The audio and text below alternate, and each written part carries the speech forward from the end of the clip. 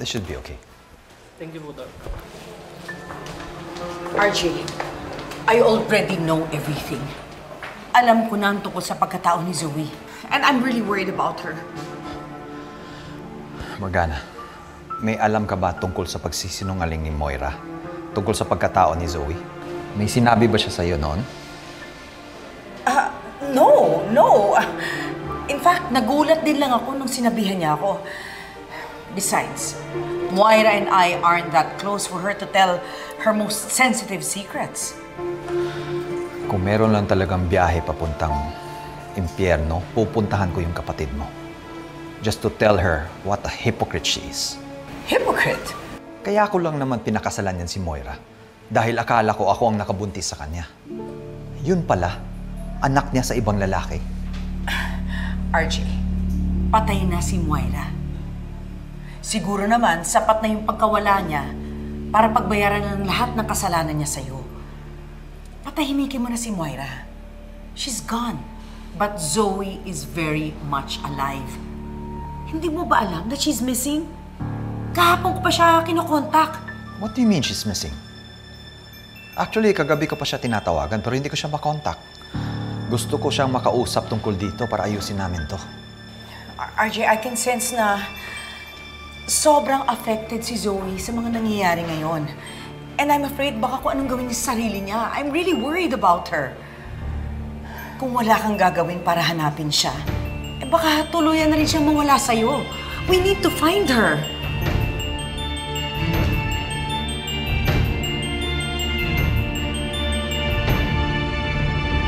Hindi ako nakapunta sa Bohol. Nagka-emergency case kasi ako. Naku, Doc, ako din. Na-busy. Ay, gusto niyo sabay na tayo pumunta? G ako dyan. Ako pwede rin ako. Available ako. Nurse Karen? Nakapunta ka ba sa Bohol? Gusto mo bang sumabay sa amin? Ay, naku! Sayang, wala kayo nung isang araw. Alam niyo ba, si Ma'am Morgana may ginawa na pabaliw na yung level. Yun yung dahilan kung bakit nag-away-away sila ni Doc Zoe, ni Doc RJ, tsaka ni Tita Linit. Alam mo, nurse, napaka-chismosa mo talaga, no? Pero ano bang sabi ni Ma'am Morgana? Ayun na nga, meron na kasi. Guys! Ay! Sakto! Buti nandito kayo. Ano nangyari? May nalaman ako. Feeling kayo maluloko rin kayo pag nalaman nyo to. Ano ba yan? Si Zoe, hindi pala totoo anak ni Doc RJ. Hindi to fake news ha? Hindi to fake news. Kaya lumabas yung totoo kasi bumalik na yung memory ni Doc RJ. Nurse Ivan, hindi mo dapat kinakalat yung mga ganito. Pero Doc, kung galing kay Doc RJ yung balita, ibig sabihin totoo yun. Pero kahit na hindi dapat tayo agad maniwala, Excuse me. Nakita niyo ba si Zoe?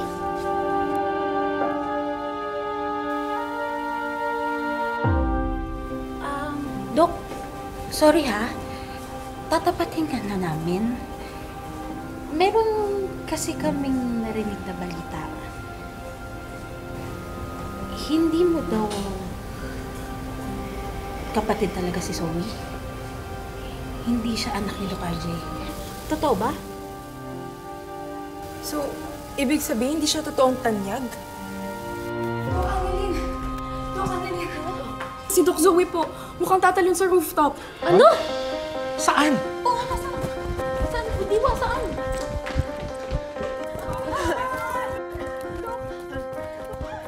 Zoe! Zoe, bumaba ka dyan! Bumaba ka dyan! Zoe, please bumaba!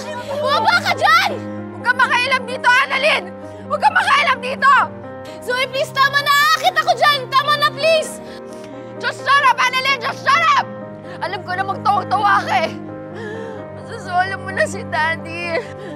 Masasolo mo na siya. Masasolo mo na to buong Apex. Zoe! Kung ano man ang binabala mo, huwag mong itutuloy. Pag-usapan natin to. Akit kami dyan! Please! Doc, just stay out of this! Huwag mo akong pakialaman! Balik ka na! Hello, Tay!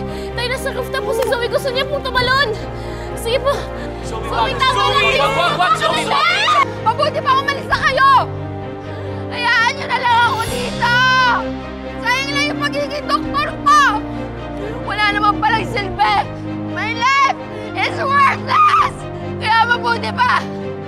Mabuti pa! Tapusin ko na lang to! Tapusin ko na lang yung buhay ko! Zoe, tama na! Tama na, please!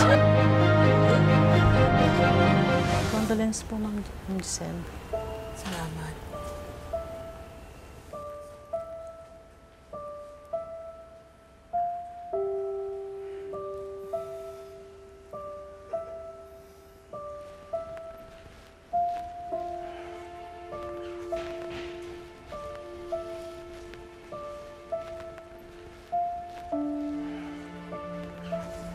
Giselle,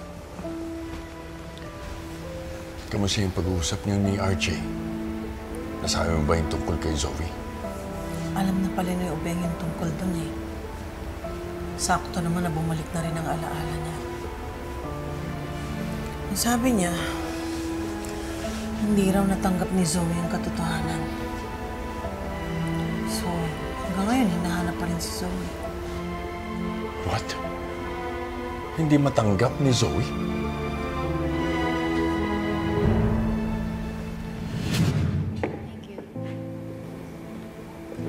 Dad, you heard me right.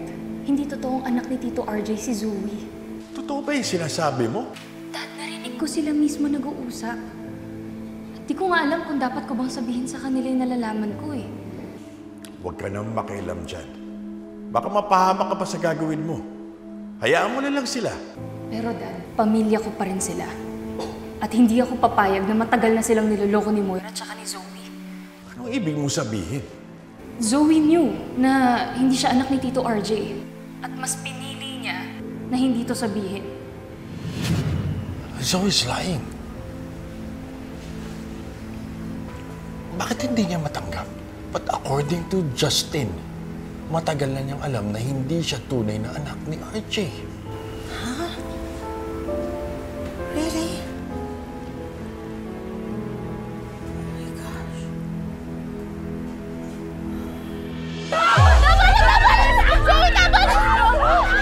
Tama na, Zoe! Bumay si Zoe! Zoe! Zoe! Zoe! Nakikiusap ako sa'yo! Bumaba ka dyan! Hindi ako bababa dito! Kasi alam ko namang itatakwil mo ako! Pagkatapos ng lahat na nalaman mo eh! Zoe, no! Please!